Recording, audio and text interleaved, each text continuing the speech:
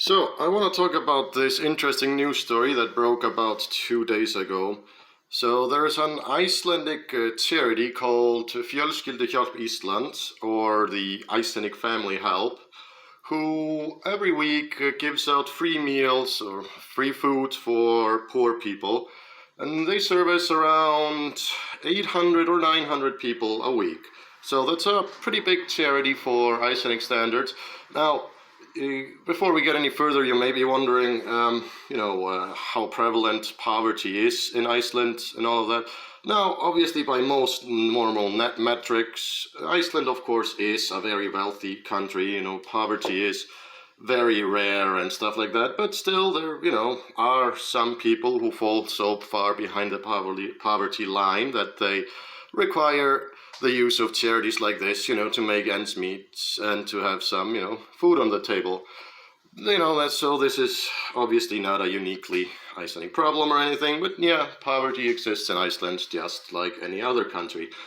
But anyway, so what caught my attention was this story here. So the Icelandic Family Help has had some issues with according to this news article, 2 Palestinians who have regularly, gone into the line. And it should be noted that, when they're handing out food, there are rather long lines, and, standing in a line is always terrible, especially if there are hundreds of people waiting. That's just, ugh. But yeah, these 2 Palestinians have been cutting in line and threatening fights with other people in the line, have even threatened the volunteers who are, handing out meals. And this apparently got so bad a couple of days ago that the people working for this charity actually had to call the police.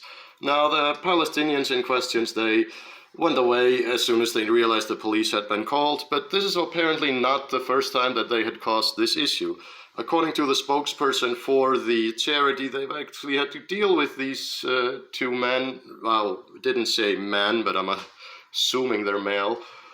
Yeah, I know, I'm very sexist, but I just can't picture Palestinian women or any women, but yeah, they've had issues with them before, and because of that, they have now decided to have a special day, to basically enforce a form of segregation, where they will hand out meals for Icelanders on certain days and meals for everyone else on other days. Now, I can very well understand why this is a bit controversial. It should be noted that this same charity got a lot of criticism about 2 years ago when they were handing out Christmas meals, and they decided that they first wanted to hand out meals to Icelanders and then hand out meals to migrants and immigrants. At the time, I thought it was kind of strange, but I think the thought process was that, hey, maybe we don't have enough food to hand out to everyone, so let's, prioritize in some way. And, if they had prioritized, for example, we will prioritize people of a certain age or certain disabilities or whatever, then yeah, I don't think anybody would have had any issues with it. But, of course, they were accused of being racist, since they want to prioritize natural-born Icelandic citizens. And as you can imagine, in Iceland, just like, again, everywhere else, there is a certain small segment of the population that is very vocal, that is hyper-focused on seeing racism wherever, they think it hides. So when they see anything like this, they will, of course, immediately accuse everyone of being racist. And according to the spokeswoman of Fjölskylduhjálp Íslands, she actually said that, they had been dealing with this problem, these 2 guys, or maybe it's been other people as well, that, have been showing up to the charity events where they hand out food and yeah, threatening staff, threatening the volunteers and cutting in line and, threatening to fight people, some very psychopathic behavior.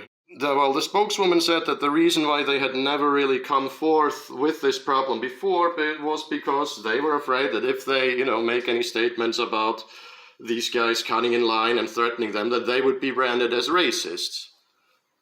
So yeah, they were more worried about being branded as racists rather than, about, getting threatened and, these guys cutting in line. And it should be noted also that there were like a lot of the Icelanders who go to, pick up meals in these charities. They are typically older people and often kind of sick and frail. And many of them have said that they are afraid to now show up to get their free food because they're afraid of, meeting these migrants that are, causing all these problems. And that's terrible. So I can totally understand why the charity would choose to do this. Now, I have never run a charity, so I don't know if that's how I would have handled this situation.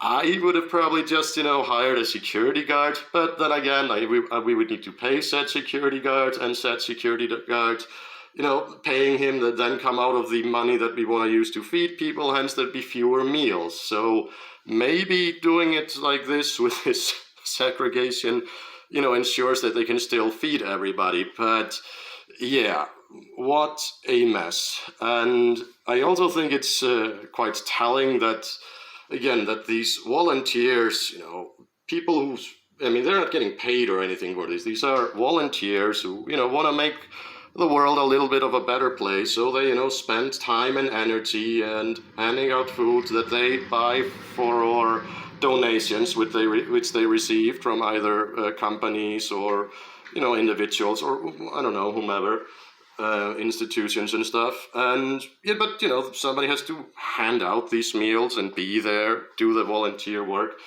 and that they are so worried about being branded as racists that they just sort of remained quiet about a problem that seemingly has been going on for 2 or 3 years.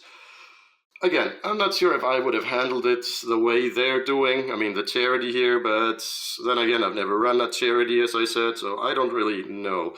I would be glad to hear if you have any opinions on this.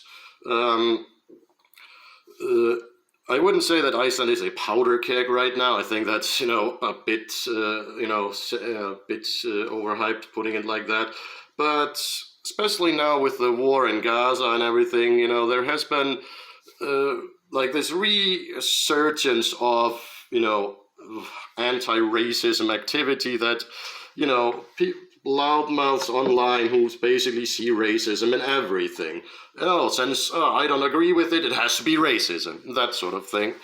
And again, not uniquely Icelandic, of course. But, I'm also a bit amused that, the woman who works for this charity is so worried about being branded as a racist by, again, this very just small vocal segment of the population that honestly people shouldn't really care about. I just find it a little bit amusing that some people are just so afraid of being branded a racist that they, are afraid to speak up their actual minds about certain things. Because here's the thing, okay, I'm not speaking from experience, but what's gonna happen? So, some rando on the internet who probably has no idea on how the world works anyway brands you a racist. Then what? Nothing. The word has become completely meaningless almost, considering how much has been thrown around. Everyone is a fascist, everyone's a racist, everyone is some sort of pedophile or groomer or whatever. It's gotten to a point of complete absurdity. And sorry if you heard that. I don't know if you can hear that on the recording. But yeah, please tell me in comments what you think about this story. I thought it was mighty interesting. Okay, have a nice day and subscribe.